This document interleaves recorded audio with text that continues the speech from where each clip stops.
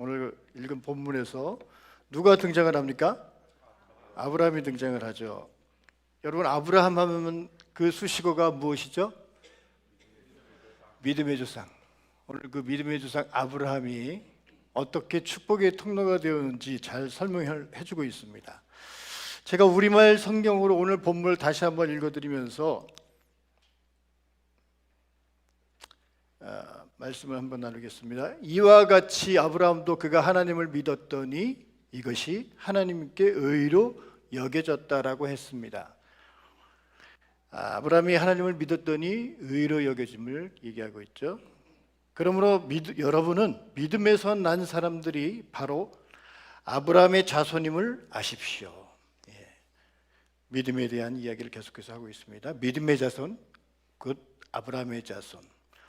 8절과 9절에서 무엇을 이야기하고 있나요? 성경은 하나님께서 믿음으로 인해 이방 사람을 의롭다고 인정하실 것을 미리 알고 먼저 아브라함에게 복음을 선포했습니다. 모든 이방 사람이 내 안에서 복을 받을 것이다. 그러므로 믿음에서 난 사람들은 믿음이 있는 아브라함과 함께 복을 받습니다. 아브라함과 함께, 아브라함은 축복의 통로라는 것이죠. 믿음을 소유한 아브라함은 축복의 통로 역할을 감당하는 자라고 이야기를 하고 있습니다. 네, 오늘 설교는 여기에서 마칠까 하는데 여러분 어떻습니까?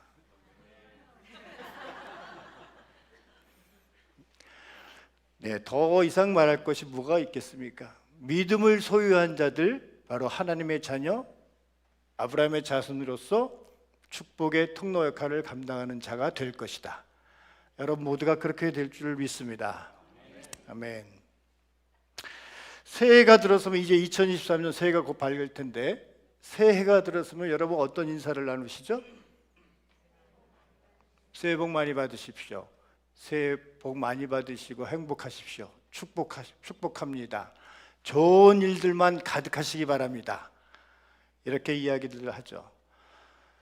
참 우리 한국 사람들이 복을 받기 참 좋아하는 것 같아요. 그렇죠? 앞에 선 목회자가 예수 그리스도의 이름으로 축복합니다. 그러면 아멘이 더 커진 거 아시죠? 그렇게 복 받기를 참 원하는 사람들 같습니다. 그런데 좋은 일들만 가득하고 또 행복하기만 하고 축복받을 일들만 가득하면 얼마나 좋겠습니까? 우리의 삶 가운데는 어려움에 처할 때가 종종 있습니다. 누구나 할 것 없이, 크리스찬도 예외 없이 어려움에 처할 수 있습니다. 어려움에 처할 때마다 어려움에 처한 사람이 아주 다급한 마음에 지푸라기라도 잡고 싶은 그런 심정으로 의지할 대상을 찾게 되죠. 이러한 행위는 어찌 보면은 물질적인 이득, 또 건강, 여러 가지로 불행을 멀리하고 싶은 것, 굉장히 사람다움입니다. 굉장히 자연스러움입니다. 자, 그러면 누구나 어떻게 하면 복을 받을까? 이야기할 때 성경에서 이렇게 얘기하죠. 영혼이 잘됨 같이. 요한 3서 1장 말씀이죠. 내 영혼이 잘됨 같이 범사에 잘되고 강건하기를 바라노라. 영적인 복을 통해서 모든 범사에 잘되는 그러한 생활의 복과 개인적으로 강건하게 되는 것, 이것을 이야기합니다. 그렇다면 성경이 말하는 복은 무엇일까요? 어디에 복이 있을까요? 오늘 세 사람이 등장을 합니다. 세 편의 성경 말씀이 나오는데요. 한번 보실까요? 첫 번째 시편 기자는 이렇게 이야기합니다. 시편 73편에서 하나님을 가까이 함이 내게 복이라. 예수님께서 말씀하시죠. 마태복음 5장 3절 말씀. 심령이 가난한 자는 복이 있나니 천국이 그들의 것이며 라고 말씀하셨습니다. 마지막으로 사도 바울이 에베소서에서 이렇게 고백합니다. 찬송하리로다. 하나님 곧 우리 주 예수 그리스도의 아버지께서 그리스도 안에서 하늘에 속한 모든 신령한 복을 우리에게 주시되라고 말을 했습니다. 우리는 이 세 개의 성경 구절에서 세 가지를 알 수가 있죠. 첫 번째, 시편 기자가 이야기한 복을 주시는 이는 하나님 안에 복이 있다는 것입니다. 만복의 근원은 하나님이시다 이야기하고 있습니다. 찬송가 1장에 나오죠. 찬송가 1장에 나오는 저 찬양은요 변하지가 않습니다. 개혁을 해도 변하지 않은 그 천성입니다. 만복의 근원 하나님, 온 백성 찬송 드리고.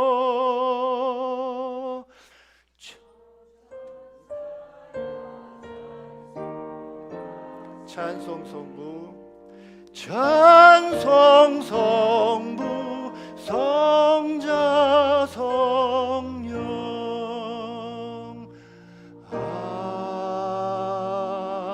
아멘. 할렐루야. 우리 하나님은 만복의 근원이십니다. 하나님 안에서 복이 있고 하나님으로부터 복이 시작되는 것입니다.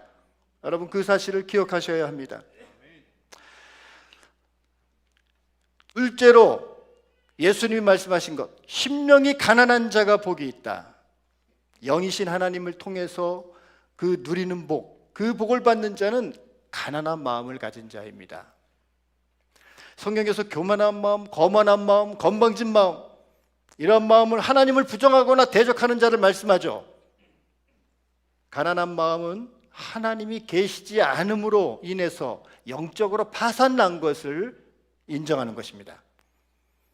그래서 그들을 하나님을 찾기에 아주 갈급한 거예요. 하나님은 절대로 그들을 외면하지 않으시고 절대로 그들을 포기하지 않으신다는 사실을 여러분 기억하시기 바랍니다. 반드시 그들에게 하나님이 되어주십니다. 마지막으로 세 번째, 사도 바울이 이야기했습니다. 하늘에 속한 신령한 복을 사모하라. 하늘의 복, 곧 신령한 복입니다. 하늘의 복과 땅에서의 복이 있죠. 여러분, 이 땅에서의 복, 이 땅에서 인생을 사는 동안 받기를 원하는 복이 무엇일까요? 이것을 보통 세상에서는 5가지 복, 오복이라고 이야기합니다. 유교 경전 가운데 서경 홍범편 등에서 인생의 바람직한 5가지 복을 제시합니다. 첫 번째로 장수하는 것, 두 번째로 재물이나 마음이 부요함, 넉넉함, 세 번째로 건강함이요, 네 번째로 남에게 덕을 베풀고 또는 귀하게 여김을 받는 것, 마지막으로 하늘의 명을 다하고 편안히 죽는 것 또는 자손 많은 것을 꼽습니다. 이와는 별도로 우리 조상들도 5가지의 복들은 모두 이 땅에 누리는 것에서 찾았어요. 그래서 우리나라 민간에서 이야기하는 오복이 있었죠. 첫째, 자손이 많은 것. 둘째로, 치아가 건강해서 먹고 싶은 것을 먹으며 건강하게 사는 것. 셋째, 부부가 해로하는 것. 넷째, 손님을 넉넉히 접대할 수 있는 정도의 재물이 있고, 마지막으로 죽은 후 명당에 묻히는 것. 여러분, 유교에 나오는 것과 우리 민간에 나오는 것을 비교해 보시면 어떤 것이 여러분의 마음에 더 와닿으십니까? 뒤에 것이 더 와닿으시죠? 특히 저 네 번째, 손님을 넉넉히 접대할 수 있는 정도의 재물이 있는 것. 과한 욕심을 부리지 않아요.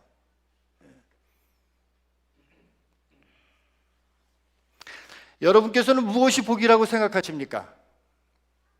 모든 것을 누릴 수만 있다면, 여기에 나온 모든 것을 누릴 수 있다면 마다할 사람이 누가 있을까요?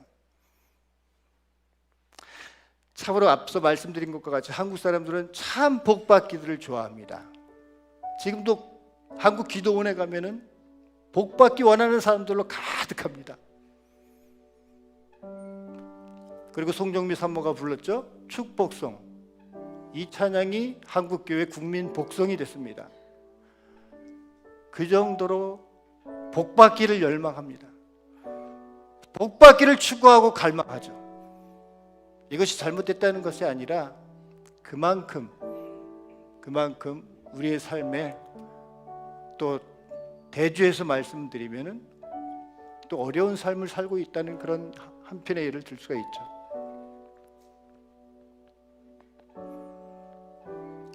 하나님께서는 복의 근원이십니다. 복 주기를 기뻐하시는 분이십니다. 민수기 6장 24절에 이렇게 말씀하십니다. 여호와께서 내게 복을 주시고 너를 지키시기 원하며 여호와는 그 얼굴로 내게 비추사 은혜 베푸시길 원하며 여호와는 그 얼굴을 내게로 향하여 드사 평강 주시기를 원하노라. 저는 이것을 예전에 젊을 때 아버지 학교에 통해서 이 축복 기도를 배웠어요. 그래서 우리 아이들 예진이, 정호, 희은이가 아기 때부터 밤마다 기도를 해줬습니다. 그래서 저 아이들이 지금 저는 잘 모르겠어요. 잘 자라는지 어떻게든지 잘 모르겠지만은 계속 축복을 해주고 축복의 통로 역할을 감당케 했습니다. 하나님께서는 복을 주실 때 사람을 축복의 통로로 쓰신다는 거 기억하십시오. 이 세상에서 가장 행복한 사람은 바로 선한 도구로 쓰여지는 사람입니다. 반대로 이 세상에서 가장 불행한 사람들은 악한 도구로 사용되어지는 사람들이겠죠. 그래서 창세기 12장 3절 이렇게 말씀합니다. 같이 한번 읽읍시다. 시작. 너를 축복하는 자에게는 내가 복을 내리고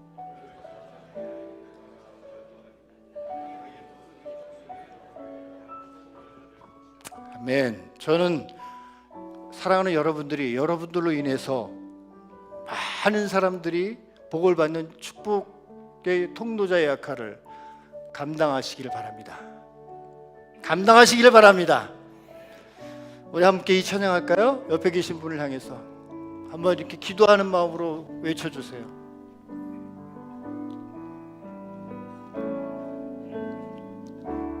당신은 하나님의 언약 안에 있는 축복의 통로, 당신을 통하여서 열방이 주께 예하오게 되리. 옆 사람을 좀 봐주세요. 옆 사람을 바라보셔야 돼요. 당신은 하나님의 언약 안에 있는 축복의 통로. 그렇습니다. 당신을 통하여서 열방 주께 예배하게 됩니다. 예배하게 되니. 한 번씩 안아주셔도 돼요. 우리 어린아이들을 축복하고 안아주세요.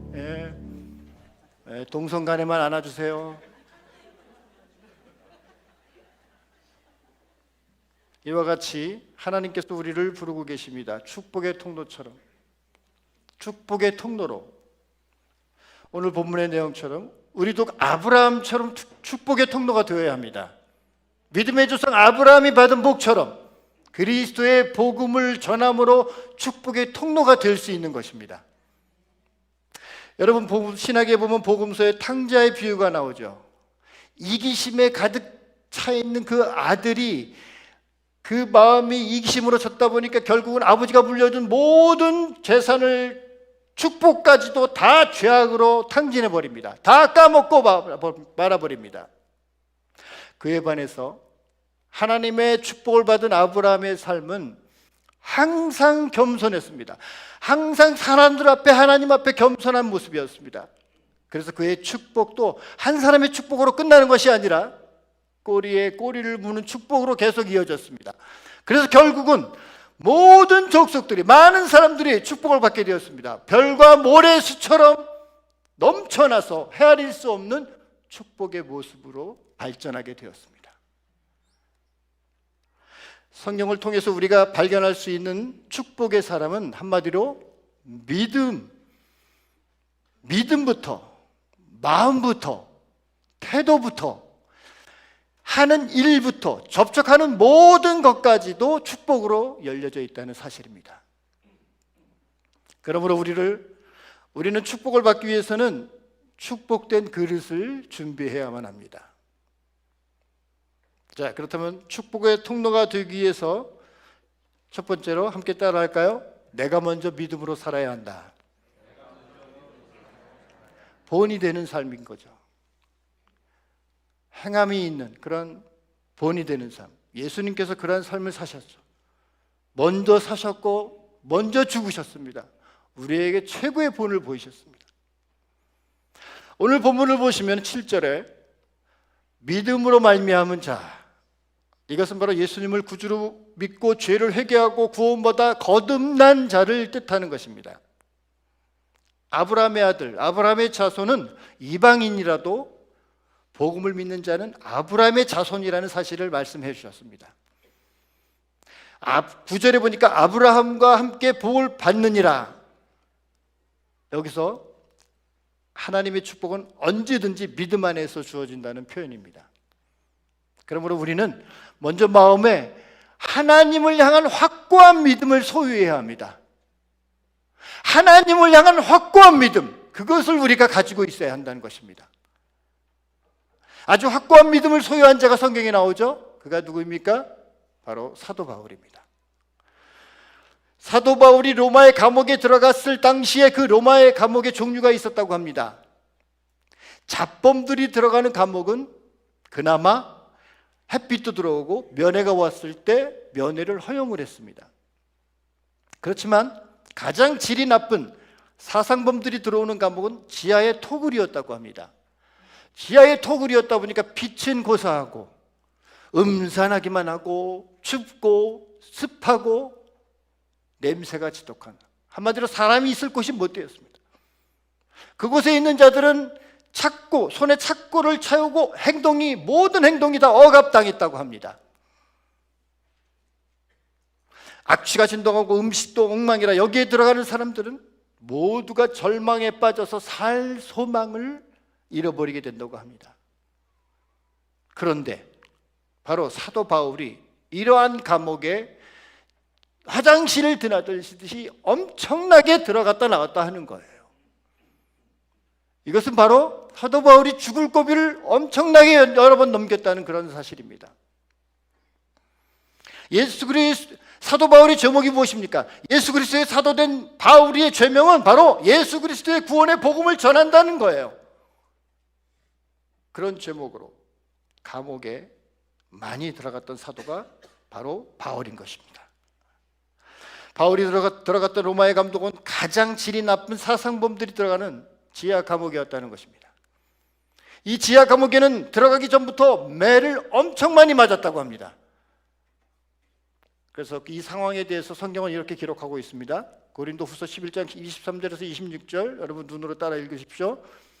그들이 그리스도의 일꾼이나 정신없는 말을 하거니와 나는 더욱 그러하도다. 내가 수고를 넘치도록 하고 옥에 갇히기도 더 많이 하고 매도 수없이 맞고 여러 번 죽을 뻔하였으니 유대인들에게 40에서 하나 감한 매를 5번 맞았으며 3번 태장으로 맞고 1번 돌로 맞고 3번 파산하고 일주야를 깊은 바다에서 지냈으며 여러 번 여행하면서 강의 위험과 강도의 위험과 동족의 위험과 이방인의 위험과 신의 위험과 광야의 위험과 바다의 위험과 거짓 형제 중의 위험을 당하고 모든 위험이란 위험은 다 당했습니다. 웬만한 사람 같으면 전도자의 일을 바로 포기했을 거예요. 한 번 감옥에 들어갔을 때 아예 그냥 끝! 나는 이제 더 이상 못하겠다, 집어치우겠다 했을 거예요. 그렇지만 바울은 고난과 고통, 그 아픔과 그 위험을 보지 아니하고 하늘에 산 소망을 본 것입니다. 더 나은 하늘의 소망을 본 것입니다.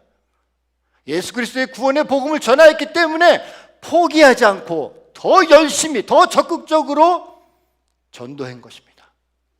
이것이 바로 하나님을 향한 확고한 믿음을 소유한 자의 모습인 것입니다.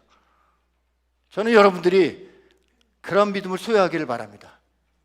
하나님을 향한 확고한 믿음, 그 믿음을 소유한다면 결코 어떠한 어려움과 죽음의 위기 가운데서도 여러분은 바로 일어날 수 있다는 사실입니다. 예수 그리스도의 구원의 복음을 위하여 감옥에 들어갈 수만 있다면 얼마나 큰 영광이겠습니까?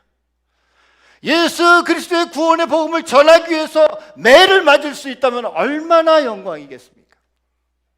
예수 그리스도의 구원의 복음을 전하기 위하여 순교할 수만 있다면 얼마나 더 큰 영광이겠습니까? 그런데 이런 일들이 우리가 할 수 있는 일입니까? 잘 할 수가 없는 일입니다. 그러함에도 불구하고 오늘 여러분들이 예수 그리스도의 구원의 복음을 전하기 위해서 이러한 마음을 소유한다면 하나님이 기뻐하실 줄 믿습니다.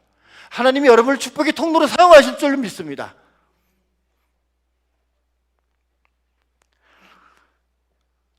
이러한 마음으로 복음에 기초한 삶을 살아가고 그 복음을 전한다면 하나님은 기뻐하시고 또한 하나님은 우리를 축복의 공동체로 사용하실 것을 믿습니다. 이러한 말이 있죠. 고난도 영광이다. 고난도 축복이다. 세상 사람들은 별 미친 소리를 다 하고 있네. 이 죽어빠진 나에게 더 죽으라는 이야기인가? 그렇지만 주를 믿는 그리스도인들은 구별된 자들이기 때문에 우리가 이런 말씀을 할 수가 있는 것입니다. 고난도 영광이요, 고난도 축복인 것입니다. 개인적인 말씀을 드려서 죄송한데 저도 지금 마음이 너무 힘든 가운데 있었습니다. 모든 것을 포기하고 싶었습니다. 아니, 안 하고 싶었습니다. 그런데 힘들고 어려울수록 이상하리는 만큼 더 하나님을 의지하게 되더라고요. 더 하나님께 가까이 가게 되더라고요. 그리고 그 말씀을 더 깊이 묵상하게 되더라고요. 그래서 사람들이 말씀이 꿀송이보다 더 귀하고 달다라는 표현이 제 마음에 와닿습니다. 그렇습니다. 고난도 영광입니다. 고난도 축복인 것입니다. 흐르는 냇물에서 돌들을 치워버리면 그 냇물은 노래를 잃어버린다는 속담과 같이 어떻게 그 못생기고 그 험하고 그 큰 돌들 때문에 오히려 방해가 되는 것이 아니라 그 냇물이 아름다운 노래, 아름다운 소리를 낸다는 사실인 것이죠. 우리 인생도 마찬가지입니다. 고난과 굴곡이라는 돌이 없다면 아름다운 찬양이 나올 수가 없는 것입니다. 고난과 굴곡이라는 돌이 없었다면 아름다운 감사가 나올 수 없었다는 것이죠. 우리들의 삶의 상황은 믿음대로 얼마든지 변할 수 있다고 예수님은 말씀하셨습니다. 나사로의 무덤 앞에서 예수님께서는 무덤에 돌을 옮겨놓으라 라고 말씀하셨죠. 그랬더니 나사로의 누이 마르다가 어떻게 이야기합니까? 주여, 나사로가 죽은 지 너무 오래됐어요. 나흘이나 지났어요. 벌써 썩은 냄새가 납니다. 그래서 무덤에 돌을 옮길 수가 없습니다. 그때 예수님이 말씀하셨습니다. 요한복음 11장 40절. 한 목소리로 크게 한번 읽어볼까요? 시작.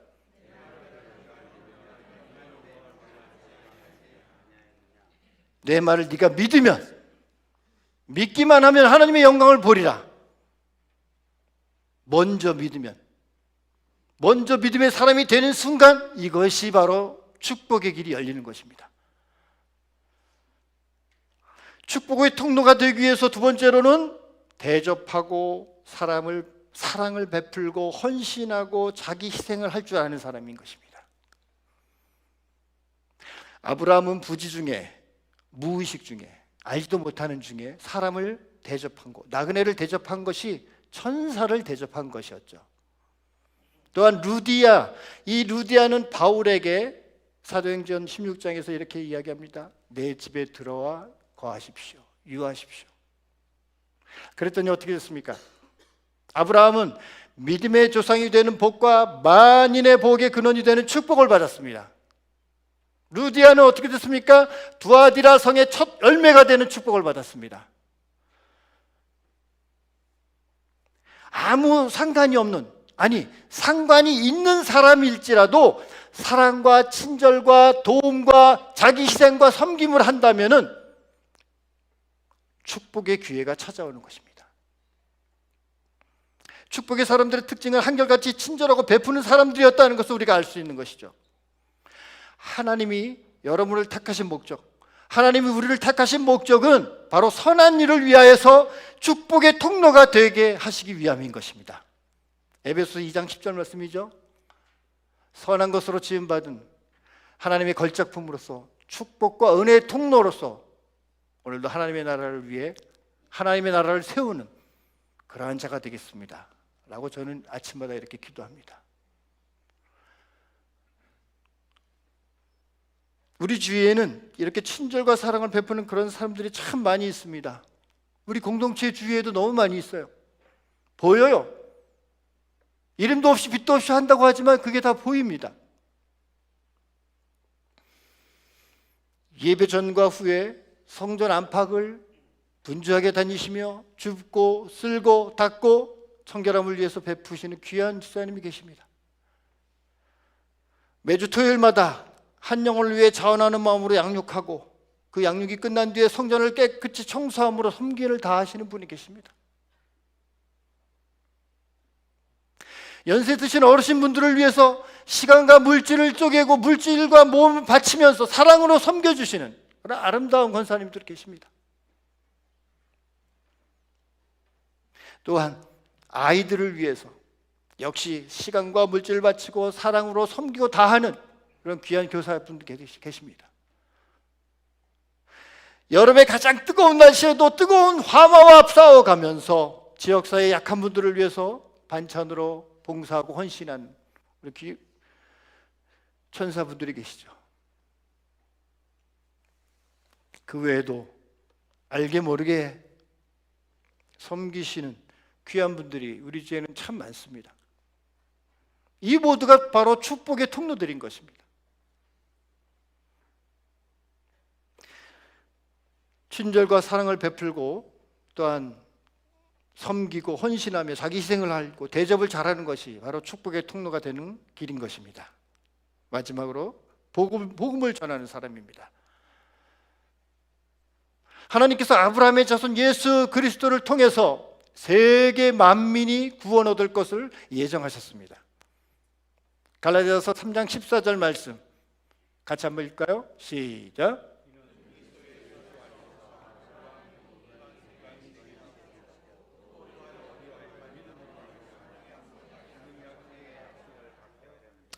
여기서 아브라함의 복이 이방인에게 복을 미치게 한다는 말씀은 바로 예수 그리스도로 말미암아 구원의 복을 받는다는 것을 의미합니다. 그리고 여기서 복의 뜻은 바로 구원을 얻게 하시려는 것을 말하죠. 그래서 아브라함과 다윗의 자손 예수 그리스도를 통해서 만민이 구원의 복을 받게 하겠다. 이것이 바로 하나님의 뜻인 것입니다. 그러므로 복 있는 사람, 가장 복 있는 사람은 하나님의 가장 기뻐하시는 뜻을 이루는데 쓰임받는 것입니다. 바로 복음을 전하는 많은 사람을 복받게 하는 그런 통로가 되는 것입니다. 저는 여러분들이 그러한 축복의 통로 역할을 감당하는 자가 되길 간절히 원합니다. 여러분들의 가족과 여러분들의 지역, 여러분들의 그 모든 공동체를 돌아보시면서 여러분들이 복음을 전할 수 있으면 담대히 전하셔야 합니다. 확고한 믿음을 소유한 자로서 그 복음을 증거하셔야만 합니다. 말씀을 마치겠습니다.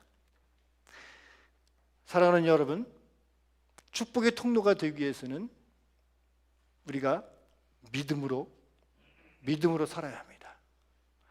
확고한 믿음을 소유한 자가 되어야 합니다. 그리고 베푸는 자가 되어야 합니다. 사랑하는 자가 되어야 합니다. 마지막으로 복음을 전하는 자가 되어야 되죠. 그래서 축복의 도구로서 쓰임 받으시고 하늘의 복과 땅의 복을 받으시는 여러분이 되시기를 주님의 이름으로 축원합니다. 우리 찬양 한번 할까요? 여러분, 교회는 숲입니다. 숲에 들어가면 어떻습니까? 많은 나무들이 있고 많은 풀들이 있어요. 다양한 것들이 존재합니다. 열매를 맺는 나무, 꽃을 피는 나무. 교회에는 아주 다양한 사람들이 존재할 수밖에 없어요. 그리고 다양한 이견들이 있습니다. 그 이견은 틀린 것이 아닙니다. 다른 것입니다. 그 다름을 우리가 존중해 주는 것, 그것이 바로 다양성. 그 다양성을 존중해 주는 것, 그것이 좋은 교회고 그것이 건강한 교회입니다. 사랑하는 우리 그 교회 공동체가 저는 그러한 다양성을 인정하는 교회가 되길 원합니다. 그리고 서로를 돌보고 서로를 돌아보면서 함께 축복하고 축복의 통로 역할을 감당하는 그런 교회 공동체가 되기를 바랍니다. 우리 아이들을 손 잡으셔도 괜찮아요. 옆에 동성인 분들은 손을 잡으셔도 괜찮아요. 부부들은 말할 것도 없이 손을 잡으시고 함께 축복할까요? 감사해요 깨닫지 못했었는데 네가 얼마나 소중한 존재라는 걸 태초부터 지금까지 하나님의 사랑은 항상 널 향하고 있었다는 것 고맙습니다. 그 사랑을 가르쳐준 당신께 돌아가신 당신께 그리스도의 사랑을 더더욱 섬기며 이제 나도 세상에 전하셔야만 합니다. 전하셔야만 합니다. 사랑받기 위해 이 사랑 전하기 위해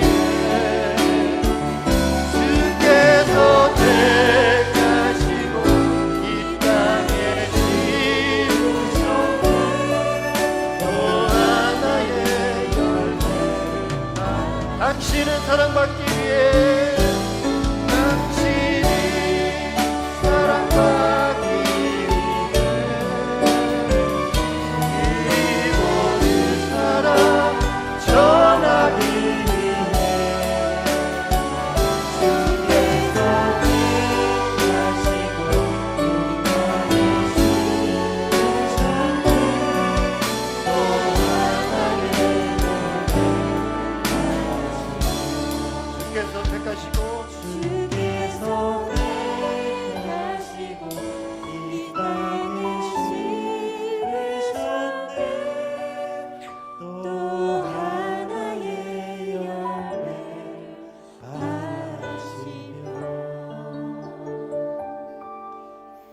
여러분 기억하십시오. 여러분은 귀한 존재입니다.